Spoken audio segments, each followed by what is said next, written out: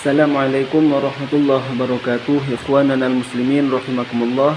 Pada video kali ini kita akan melanjutkan pembahasan video sebelumnya yang berisi tentang nasihat Rasulullah SAW untuk orang yang bekerja. Pada video sebelumnya kita sudah membahas tentang nasihat Rasulullah yang berbentuk perintah, yaitu fattaqullaha wa ajmilu fit talabi. Bertakwalah kalian kepada Allah di dalam mencari rezeki dan perbaikilah cara kalian di dalam mencari rezeki. Bagi teman-teman yang mungkin belum melihat videonya, silahkan dicari di channel kami. Baiklah, langsung saja kita melanjutkan hadis tersebut. Tsumma qala fi akhirih. Kemudian di akhir hadis tersebut Rasulullah Shallallahu Alaihi Wasallam bersabda. Jadi hadis ini berasal dari hadis yang panjang. Kemudian di dalam kitab ini beliau mengambil beberapa kata saja. Di akhir hadis tersebut Rasulullah bersabda, "Wala yahmilannakum istibta'u syai'in minar rizqi ala an tatlubuhu bi ma'siyatillahi ta'ala." Dan jangan sampai terlambatnya rezeki atau sempitnya rezeki menyebabkan kalian, mendorong kalian untuk mencari rezeki dengan cara bermaksiat kepada Allah. Nah, jadi pada hadis ini Rasulullah SAW memberikan nasihat kepada kita, mewanti-wanti kepada kita agar jangan sampai mencari rezeki dengan cara bermaksiat kepada Allah meskipun kita dalam keadaan kesulitan. Karena kenapa? Fa innallaha la yunalu ma indahu bi ma'siyatihi. Karena rezeki yang halal tidak akan mungkin diperoleh dengan cara maksiat kepada Allah. Jadi begini, rezeki itu semuanya berasal dari Allah, baik itu rezeki yang halal ataupun rezeki yang haram. Semuanya itu berasal dari Allah Subhanahu wa ta'ala. Kemudian ketika rezeki tersebut dihasilkan atau diperoleh dari maksiat kepada Allah atau dengan cara bermaksiat kepada Allah, maka rezeki itu dinamakan dengan rezeki yang haram. Dan apabila rezeki tersebut diperoleh dengan cara yang baik, tidak bermaksiat kepada Allah, maka rezeki itu disebut dengan rezeki yang halal. Jadi kalau menurut ahli sunnah wal jamaah, paham ahli sunnah wal jamaah, semua rezeki itu berasal dari Allah, baik yang halal maupun yang haram.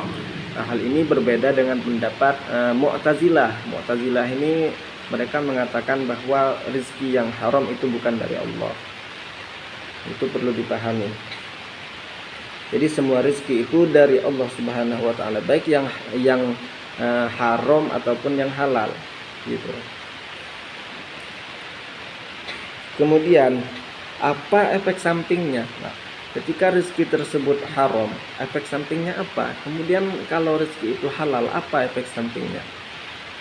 Jadi di antara efek samping atau akibat dari rezeki yang haram itu adalah ketika seseorang mendapatkan rezeki yang haram, kemudian dia makan atau diberikan kepada anak, istri ataupun keluarga, kemudian makanan tersebut menjadi daging, maka di dalam hadis lain Rasulullah bersabda, kullu lahmin nabata min haramin fannaru aula bihi. Setiap daging yang tumbuh dari rezeki yang haram, maka neraka lebih utama untuk menyantapnya. Itu diantaranya. Jadi makanan api neraka itu adalah daging-daging manusia yang didapatkan dari yang tumbuh dari hasil rezeki yang haram. Seperti itu diantaranya. Kemudian diantaranya lagi itu adalah ketika rezeki tersebut dihasilkan dari yang haram, maka orang tersebut, orang yang memakan makanan tersebut tidak akan dikabulkan doanya. Maka bagi teman-teman sekalian, hindari sangat, karena memang di hadis ini wala yahmilannakum. Coba kita perhatikan dari teks hadis ini, wala yahmilannakum. Nun ini namanya adalah nun taukid. Kalau di dalam ilmu nahwu, nun taukid itu fungsinya adalah menguatkan, memberikan tekanan lebih gitu ya. Jadi memang larangan ini bersifat sangat-sangat dilarang gitu. Jangan sampai kita mendapatkan rezeki dari maksiat kepada Allah. Jangan sampai, meskipun kita dalam keadaan kesulitan. Nah, kemudian kalau rezeki yang halal, apa efek sampingnya? Atau apa khasiatnya? Nah, di antara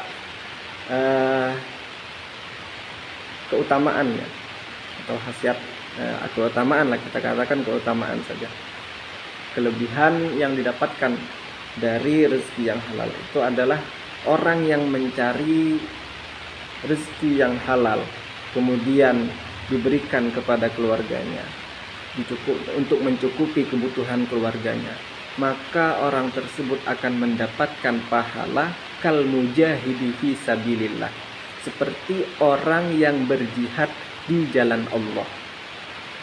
Nah, kemudian ketika dia mati, maka kana fi darajatis syuhada, dia akan berada di tingkatan orang-orang yang mati syahid. Nah, itu diantaranya. Baiklah teman-teman sekalian, mungkin hanya itu yang dapat saya sampaikan. Semoga bisa difahami dan bermanfaat. Wassalamualaikum warahmatullahi wabarakatuh.